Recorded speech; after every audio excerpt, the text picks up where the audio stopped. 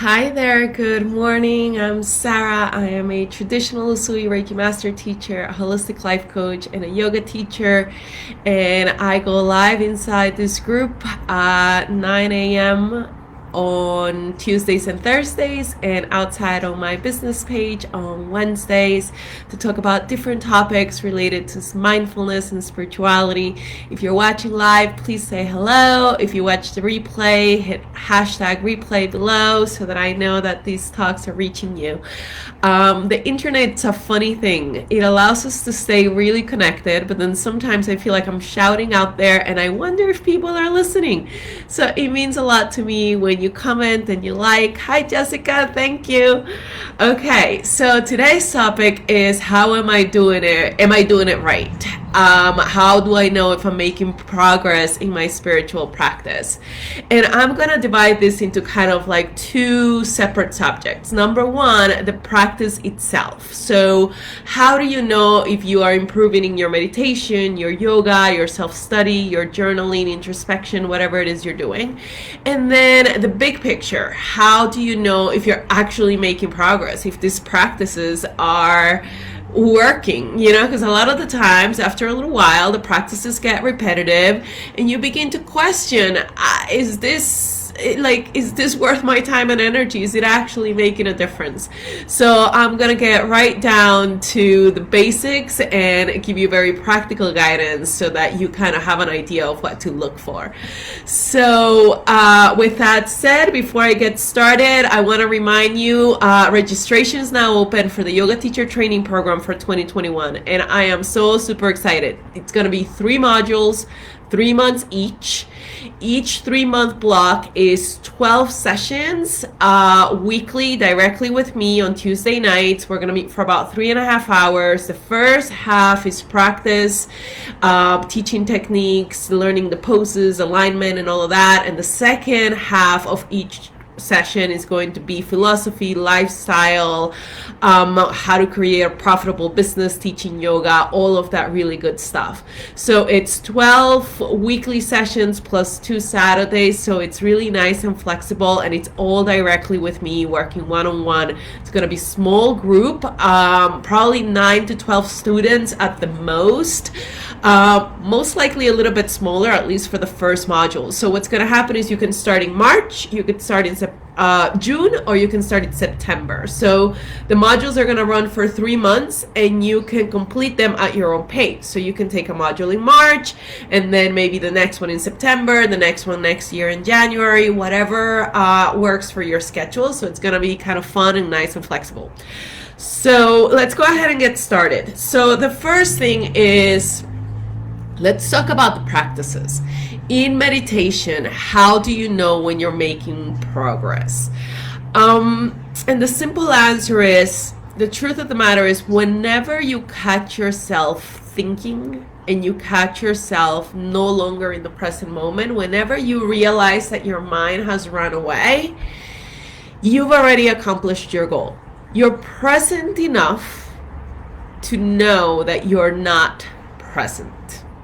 Okay, so while you're practicing, the way that you know if you're doing it right is you catch yourself thinking, you catch yourself disconnecting, you catch yourself distracted, and you're able to bring yourself back, because then that's the power of consciousness, that you're training the mind to be aware of what you're thinking, what you're feeling, what you're doing, because that's what leads to true freedom, right? You're no longer subject to unconscious repetitive patterns that no longer serves you.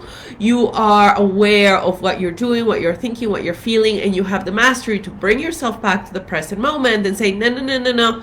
We said we weren't going to feed those thoughts or those feelings, and I'm going to refocus, and just for this moment, bring my mind back to this moment and this breath.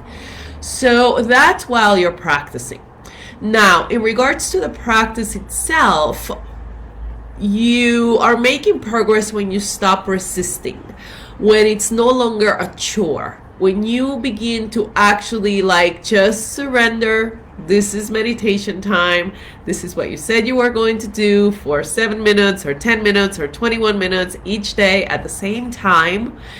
and it just becomes part of what you do. It takes about 30 days, I think, or 40 days or something to establish a habit. But if you're consistent with it, at some point, it's no longer this new thing. It's no longer this chore. It's no longer this thing that you have to think about. It's just what you do. Just like you take a shower and you brush your teeth, you happily and eagerly go into meditation, whether you want to or not. So it doesn't mean that you're going to love your meditation every day. There's going to be days where you don't want to, but you still show up and you still sit down. And why don't you want to? Well, because maybe you're feeling a little grumpy that day. Maybe you're feeling a little sad that day.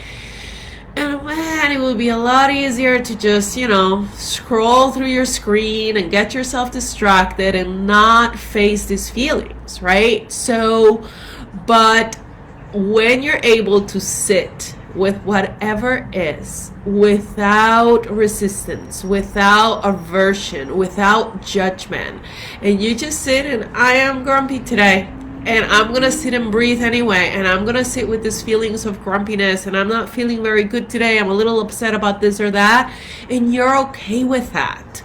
That's how you know you're making progress, because it's never going to be, as long as we're in the world, there's gonna be stuff you gotta manage. There's going to be life to live and people to see and work to do. And just that movement itself is going to create fluctuations, positive and negative. They cannot possibly be all positive. It's gonna have its ups and downs. So the minute that you surrender to that and you practice anyway, that's how you know you're making progress. That's in regards to your meditation. In regards to your yoga, you are making progress when you stop questioning whether it's right or wrong, when you stop pushing yourself thinking that this is a workout, when you begin to accept your limitations and feel whatever you feel without judgment and compassion. A lot of the times people come to their yoga mat and they get frustrated that they can't do X, Y, or Z. And that is a very common beginner thing. You see the teacher doing this or that and you're like, why can't I do that? Well, sometimes your body is simply not built for that. So when you begin to approach your practice with gentleness, with awareness, and with sacredness, right? So a lot of the times what happens is we think of yoga as exercise. We show up to our mat and just move and stretch, and go through the motions without taking the moment to acknowledge that this is a sacred prayer. It is a prayer in movement. You are loving your body, feeling your body, working tension and energy out of your body. You are aligning your body with this divine universal energy, and you are allowing yourself to really, really feel. So you're making progress in your yoga practice when you stop pushing and when you stop judging. Okay, that's what when you stop comparing to anybody else in the room or to the teacher on the screen or whatever it is. And when you're able to approach your practice with a certain level of respect and gratitude, because your practice is really what allows everything else in your life to shine and flow effortlessly. And so it's the most precious time of your day where you come back to you. It's like a date with yourself. It allows you to remember what you're really on earth for, which is not for the drama and the money and the adventure and the pleasure and the chasing and the more and all of that. It's you're on this earth to awaken, to improve spiritually, to move away from fear and towards light and love, right? And your practice is the daily reminder that that's what you're on this earth to do. This is why your practice is so important. Because if you don't have something to anchor you into that spiritual practice and that awareness, then you drift and you kind of just go with the tide, and the world is very tempting, and we have these five senses that are constantly pulling you into shiny things and pleasurable things here or there, and it's very easy to lose your way. Okay, so that's in regards to your yoga practice. In regards to introspection, journaling, self-study, you are making progress when you can see your dysfunction almost get excited about it. It's like, instead of beating yourself up, instead of feeling inadequate, instead of feeling like you're not good enough, instead of feeling like, what's wrong with me, you're like, oh my God, I am so dysfunctional. This is so interesting. Okay, let me see. And you begin approaching whatever's happening with curiosity. Instead of attaching your sense of identity or value or self to whatever, you get excited because, oh my goodness, you're alive, you're on this earth, you have enough consciousness to see that there's things that need to improve. You have maybe the teacher and a community and a practice and the tools to do these improvements, whether that's your church or a psychologist or someone like me or whomever, or a dear friend who holds sacred space for you. And you can begin to do that work to peel away the layers of the self.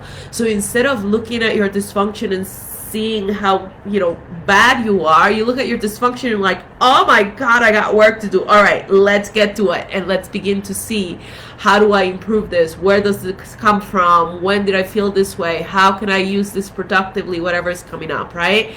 And so whenever you begin to look at your flaws, for lack of a better word, or your weaknesses, for lack of a better word, from a place of love and acceptance and compassion and almost like gratitude, because you're like, oh my goodness, I'm on this earth, I've discovered the flaw, let me get to work, because this is the realm in which you get to do the work. And if you're not doing the work right here, right now, today, okay, you're wasting a precious human life. And then you get back to wherever you came from, you get filed at whatever spiritual vibration you were before you were born. Or if you don't do the work and you end up wasting more time and doing more crooked and wicked things unconsciously, then you actually go lower in vibration. You have to be reborn again so that you could actually do the work. No, do it while you could see it, right? So then whenever you do see it, you could actually like get excited and get curious and approach your transformation from a place of light and love and patience and acceptance and like a zeal, like a determination, like this burning desire to change whatever needs to be changed so that you can upgrade your spiritual vibration. Okay. Big picture. How do you know if you're making progress in the big picture? The answer is very simple. You are at peace. There's no drama in your life. Every word, every action, every thought, everything that you do, every relationship you enter, every job that you take, whatever it is, it's aligned with your spirit. So you no longer do anything that you don't want to do. And you no longer hold yourself back from doing things that you do want to do. You no longer care what people are going to say, what they're going to think, how they're going to perceive, are they going to like you, not like you, how you're going to look. It's absolutely irrelevant. Because you are so connected into who you are and what is true and feels right for you. Now, that doesn't mean that you don't listen. You still need to listen to and pay attention to people, places, and things, their reactions, their guidance, a lot of things, right? So you still have to live in harmony with the world around you. And so what I mean by that is, if you have, a business coach or a spiritual coach or, whomever is helping you and giving you guidance to grow, sometimes they might tell you things that you don't really necessarily like to hear or see, but can you listen and actually open your mind and say, okay, this makes me feel uncomfortable. Let me see, is that true for me? And can I improve that, right? So it doesn't mean that you just do whatever you want without just because you're stubborn. It means that you make sure and you double check and triple check that whatever it is that you're doing, it's coming from you and not just because somebody else told you to. Because teachers could be wrong. I could be wrong. I perceive the world from where I am. So whenever I give guidance, I always tell my students, make sure that this is true for you. So do not put so much weight on what I perceive and what I say that you ignore what is true at the core of your soul, of your being, right? And the other thing is, it has to create harmony to those around you as well. So if you are being true to yourself, and in the process you are maybe unconsciously or unintentionally creating a little bit of suffering and pain to those around you, because you're a little bit, you have to know yourself, right? So I personally keep myself a little bit in isolation, because I know that if you're around me, I'm gonna tell you what I see, and you have to come open and ready and willing and able to take that in, right? And I know that I'm just gonna say, I'm like a horrible friend, because I'm one of those nagging friends who's always correcting and always teaching and always telling you what to do. So I make sure that I keep certain boundaries with the people that I interact with, because I know that this consciousness, sometimes I don't even have to say it. I just see it, and because I see it, they see it, and that makes them uncomfortable, and that's not good for them unless they are willingly coming to me and saying, can you help me see, right? So can you be loving and kind enough to do what is right for you without pushing it on people, without lecturing, without forcing, without, I think you understand. I lost my words there, but I think you understand what I'm saying. It has to be true for you, but it also has to be respectful of others. That's where I'm going with this. So it's not just what you want, it's what you want with respect and kindness to those around you as well. So that's a big picture. Are you being true to yourself in everything that you do? And that includes listening to guidance that you're receiving. And are you being true to yourself, but also kind to those around you? And are you creating harmonious relationships and keeping your boundaries, not just for your sake, but for the sake of those around you as well? Can you treat them with love and kindness and respect and patience? So that's my little short wisdom chat for today. Again, yoga teacher training is now open for 2021. So if you are interested, there's payment plans available. All the information is already on the website. I'm going on the website today to put in the payment plans and the links to sign up and reserve your spot. So 3 modules, 3 months each. Each 3 months is 12 sessions with me on Tuesday nights, plus 2 Saturdays per month. And it's going to be absolutely amazing. I can't wait for this amazing group of women that's going to come together. I already have a couple of students who are interested. Space is limited, so if this is something that is calling you forward, just make sure that you reach out to me via direct messages or look for the links up above somewhere. They're all over the place, and also at sarahco.com. Thank you so much for watching. Have a blessed day. Namaste.